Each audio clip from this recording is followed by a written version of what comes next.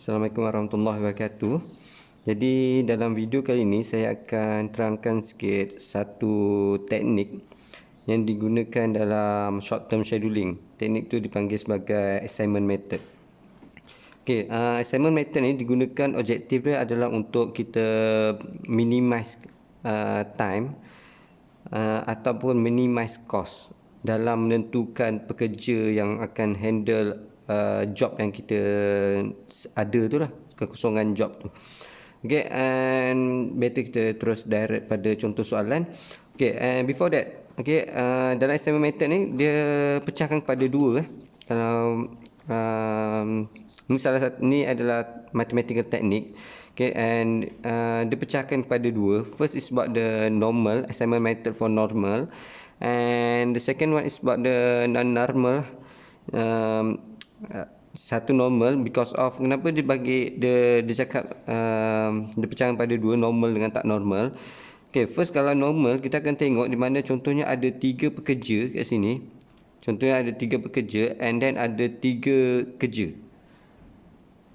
Assignment method ni dia akan decide mana satu kerja yang akan dibagi kepada pekerja-pekerja ni lah.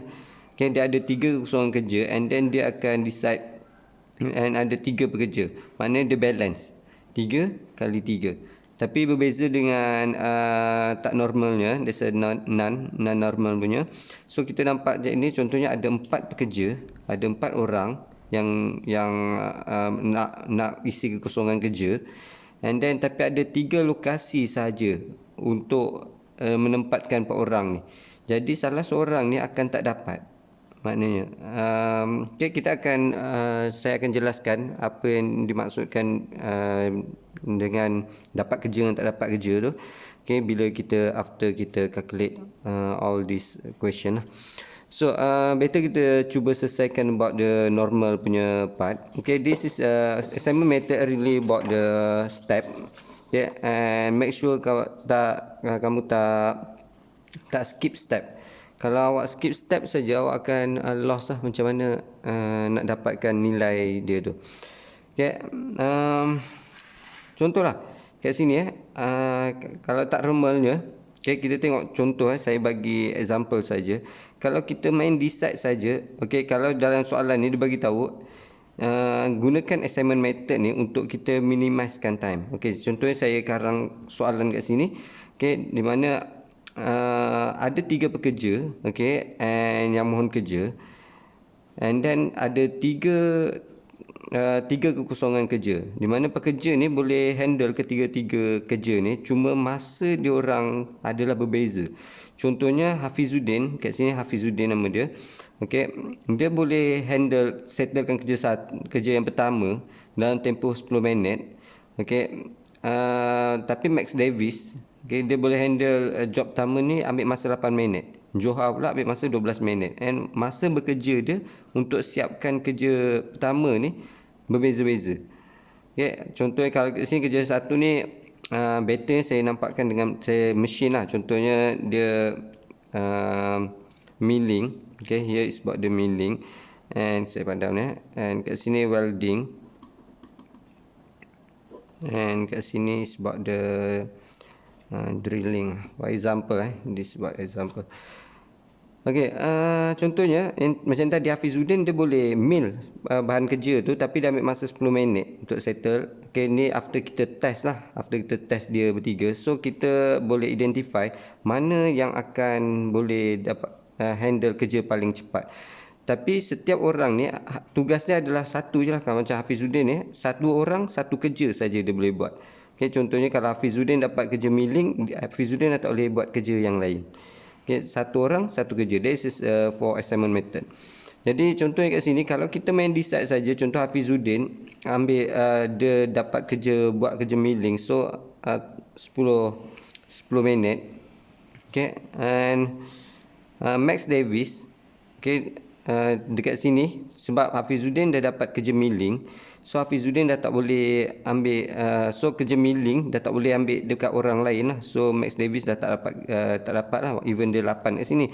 So paling kedua rendah dia adalah 15. So tambah 15, satu orang satu kerja, right? So after Max Davis dah dapat sini, Hafizuddin also dah dapat milling, hanya tinggal satu kerja ni sajalah. Johar akan ambil welding, so tambah 20 lah. So total kat sini kalau kita tak menggunakan assignment method, akan dapat nilai dalam kat sini about the 45 minit. Okay. Tapi kalau kita gunakan assignment method, macam mana kita siapa yang akan dapat kerja sebenarnya? Okay, kita tengok. First step, apa yang perlu kita buat is kita akan tengok dia punya row. Okay, ini dipanggil sebagai row ke sini. Okay, and ke bawah is about the column. Okay, first step kita akan tengok dia punya row. Okay, dalam nilai row ni, ambil nilai yang paling kecil. So kat sini saya salin balik lah. Kalau ni nampak ke?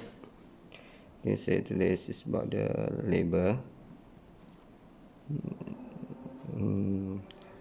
Hafizuddin, Max Davis, Johar, and here is about the milling, welding, and drilling.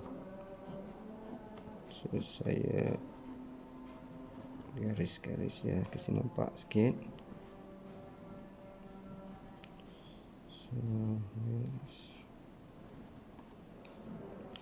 So dekat sini macam saya bagi tahu ni, mula kita akan tengok dia punya row. Nilai row yang paling kecil kita akan contohnya kat sini 10, right, paling kecil. Nilai yang dalam row dia akan tolakkan dengan nilai yang paling kecil tu. So kat sini contohnya 15 akan tolak 10 lah. So first is about the 10 akan tolak dengan dia juga. 10 tolak 10 sama dengan kosong. Okay, and then 15 tolakkan dengan 10. So 5 ya. And 14, 10, so 4. Right. Then sama juga untuk row yang kedua, 8 paling kecil, so kosong. Okay, 16 tolak 8 is about the 8. 15 tolak 8 is about the 7. And the last one, paling kecil also kita boleh tengok adalah ini, Johar. Right, so kosong here. And then 20 tolak 12, 8. 18 tolak 12 is about the 6. Okay, so first step kita dah selesai. First step kita tengok dia punya row. Okay, then the second step kita akan tengok dia punya column. Part column dia. So kat bahagian column, okay, pakai yang sini pula. Kita tak tengok yang sini, kita akan pakai yang sini. So dalam column dia, okay, mana yang paling kecil? So nilai yang paling kecil akan tolakkan dengan diri dia. Sama juga yang lain tu dalam kolom dia akan tolakkan dengan nilai yang paling kecil tu. So dia akan jadi macam ini. Label, milling, welding, drilling. This about Hafizuddin, Max Davis and Johar. Saya ringkaskan sajalah. Kalau tak dia jadi lama. So yeah. And saya balik sini. Okay, kalau kat sini kosong, dalam ni memang kosong lah. So kosong, kosong, kosong. Okay, and then yang sini yang paling kecil adalah 5, right? Paling kecil 5. And so 5 tolak 5 kosong, 8 tolak 5 3, and here also 3. And then 4 paling kecil, so kat sini jadi kosong also. And ini jadi 7 tolak 4 3. 6 tolak 4 2. So dia jadi macam inilah. And this is second step. And the third step, kita akan mula untuk potong lah. Di mana kalau dalam row atau kolom dia ada lebih daripada 1 kosong, ya, kita akan cross dia. Kita akan potong dia. So kalau macam ini ada lebih daripada 1 kosong, right? So kita akan cross dia. Okay, and here yang lebih 1 kosong dan kolom dia, dalam dia punya kolom, so kita potong juga. Okay, ia dalam row kosong, lebih daripada 1 kosong kita potong. So kita potong juga macam ni. And then apa step yang perlu kita buat? Okay, selepas kita potong ni, kita akan tengok nilai yang tak kena. Okey, nilai yang tak kena potong yang paling kecil adalah yang sini, right? So nilai yang tak kena potong akan tolakkan, okey. First nilai yang tak kena potong tadi akan tolakkan dengan nilai yang paling kecil. Okey, maknanya kat sini negatif lah, dia akan tolak lah. Di sini akan tolakkan dengan nilai paling kecil. Nilai yang bersilang selepas kita cross tadi, sini akan tambahkan dengan nilai yang paling kecil. Let's say step. Awak memang kena follow lah step dia. Okay. First kita tengok row, the second kita tengok column, then kita akan start potong. And then yang tak kena potong cari nilai paling kecil, and nilai yang tak kena potong tolakkan, and nilai yang cross after kita potong tadi, okay, kita akan tambahkan dengan nilai yang paling kecil tu. Alright, so jadi hasilnya akan jadi macam ini lah. Saya akan tarik dia sikit. And tiga dia akan jadi macam ini. Label H M G M W drain, dan kita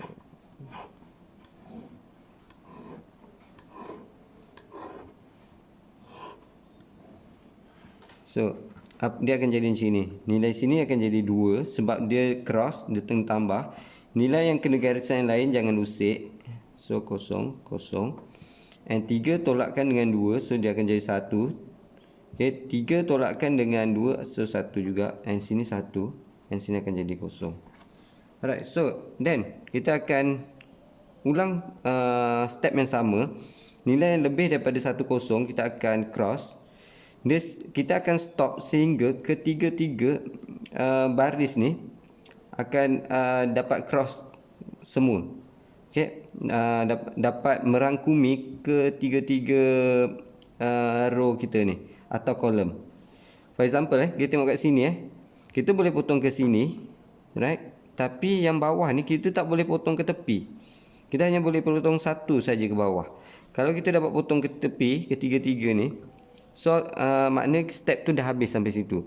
Tapi sekarang ni dia tak dapat potong, tak dapat cover ketiga-tiga bahagian. Jadi kalau yang after kita potong step yang kedua tadi, yang kita pergi step ketiga, kita cuba potong. Okay, so kita ada 2 kosong here, so dia boleh cover, right, sini. And then kita tengok kita ada 2 kosong juga dekat sini, dekat dia punya kolom. So kita boleh potong, and kita nampak kat sini hanya tinggal dia saja tak kena potong, tapi dalam dia punya kolom ada nilai kosong. So automatic dia akan cover kat sini. Dia jadi macam itu. Okay, and benda tu sama. Okay, kalau saya dia akan dapat cover ke kolom and dia punya row sekali. And contohnya saya salin balik sebab dia label. Okay, ni example je. Nak example lah, saya nak tunjuk lagi satu. Milling, welding, drilling. Hafizuddin, Max Davis and Johar. So 200 011 010. Right, sekejap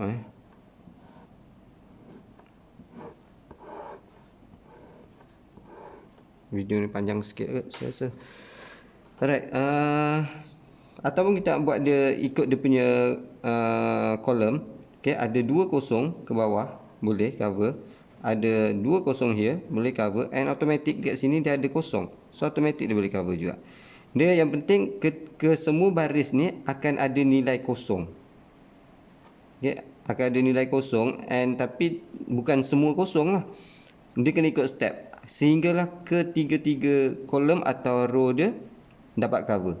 Okay, so bila kita sampai step situ, maknanya after dia dapat cover, kita akan tentukan siapa yang dapat kerja. Okay, and contohnya saya akan salin balik sebab the label milling, welding, drilling. Okay, Hafizuddin, Max Davis dan Johar. Here is about the 2 okay, betul. Okay, 200 011 010. So saya garis dia buruk sikit tak ada baris.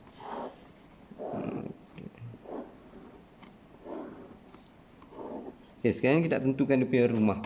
Macam mana kita tentukan rumah? Alright. So kita akan kita boleh tengok daripada mana-mana kosong yang ada. Ya, kita tengok ada kosong, banyak kosong here.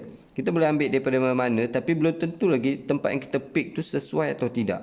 Okey, macam mana kita tentu sesuai atau tidak dia? Okey, kita akan tengok macam ni. Kita akan, kalau kiri kanan dia atau dalam row atau kolom dia ada nilai kosong selain dia, so kita tak boleh mula daripada situ.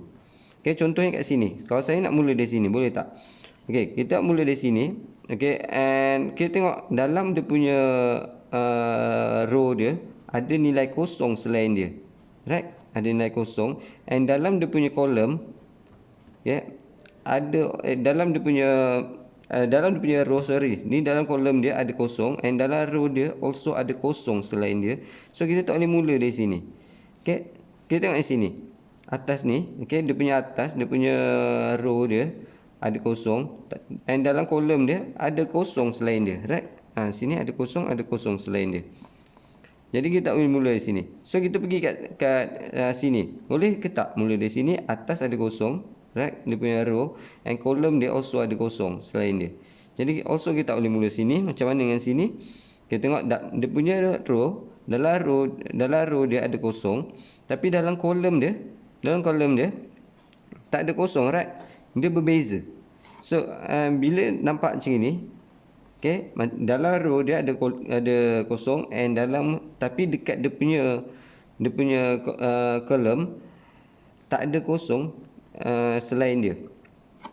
So automatik dia lah yang akan dapat kerja sini. Right? Macam prinsip yang kita tahu tadi, satu orang untuk satu kerja.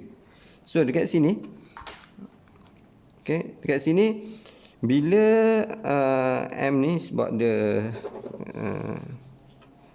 Max Davis, okey, bila Max Davis dah dapat kerja milling, orang lain dah tak boleh dapat kerja tu.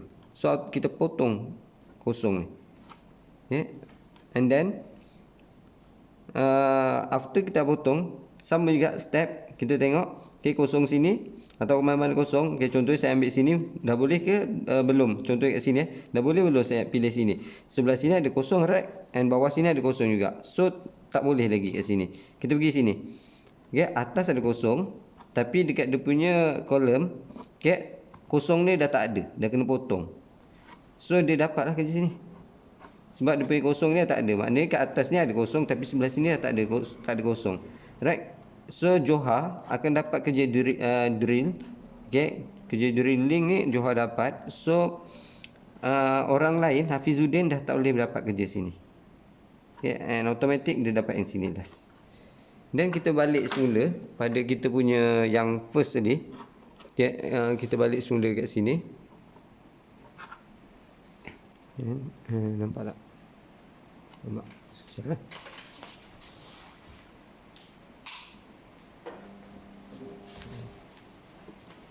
Okey.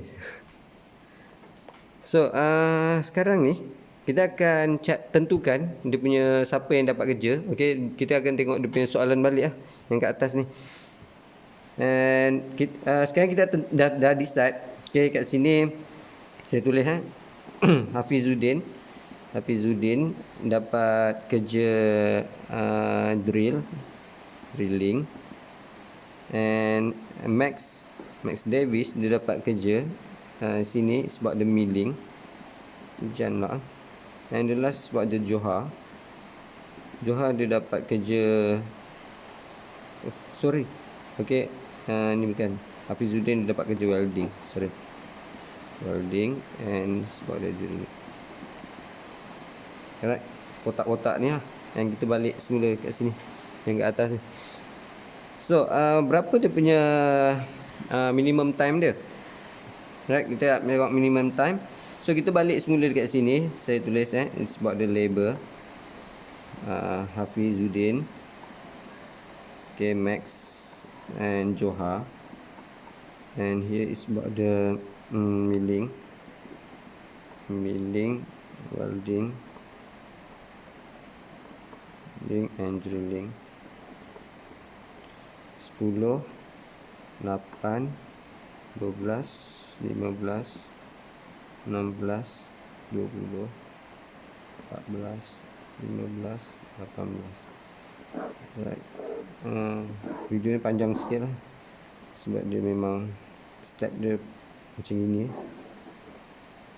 Saya cantikkan dia sikit. Nampak kan, kecantikan nampak. Alright, so kita tengok balik. Okay, kita bandingkan dengan yang sini.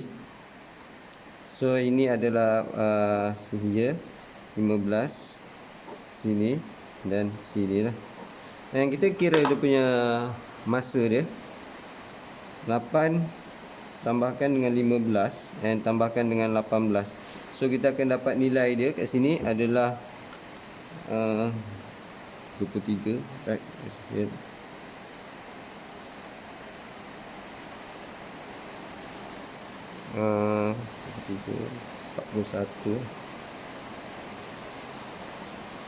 Alright, so kita compare kan ya, 41 dengan cara kalau kita main pick saja. So kat sini is about the 45 minute. So this is a technique by using the assignment method. Dan untuk yang non normalnya kita akan discuss dalam next video ni. Terima kasih. Assalamualaikum.